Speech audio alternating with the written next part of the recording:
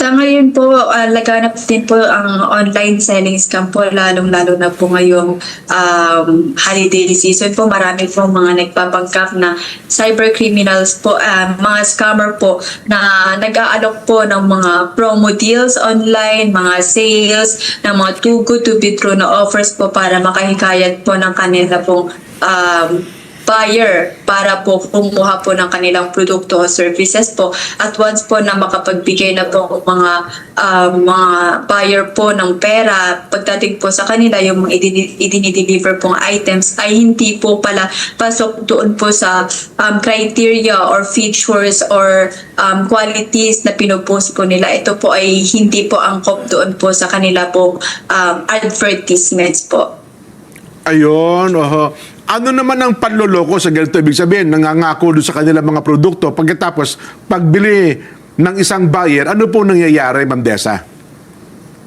Usually po ang nangyayari po is ibang items po yung dumadating po sa atin pong mga buyer po, and minsan naman po ay substandard po yung dumadating po sa kanila, and minsan po wala pong dumadating, nagbabayad lang po ang atin pong mga buyers po, ang atin pong mga kababayan sa mga seller po na ito, pero wala po talaga, peke po pala ito pong mga account na ginamit po ng cybercriminals po para po hikayatin sila sa mga products po na ito. Oho. So ano naman po ang pwedeng gawin ng buyer para maproteksyonan siya? O kaya naman dumating yung kalakal, hindi naman pala yun.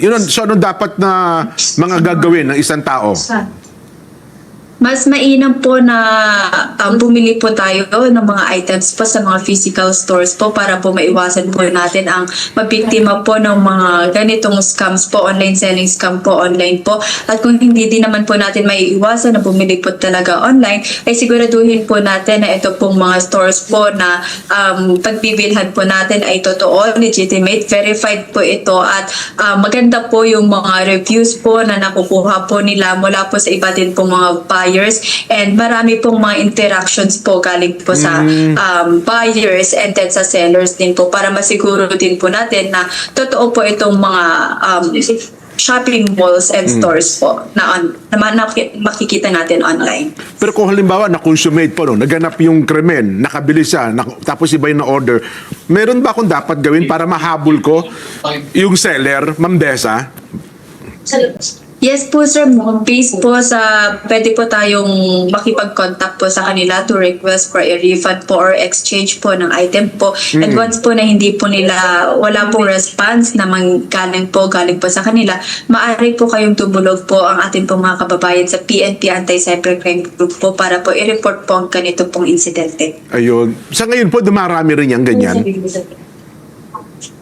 Sa ngayon po, ito po ay laganap po ngayong holiday season po, pero based din po sa data na meron po tayo, kung i-compare po sa nakaraan na taon, ito pong modus po na ito ay bumaba po. Pero ngayong season po na ito ay tumaas na, laganap po ito ngayon.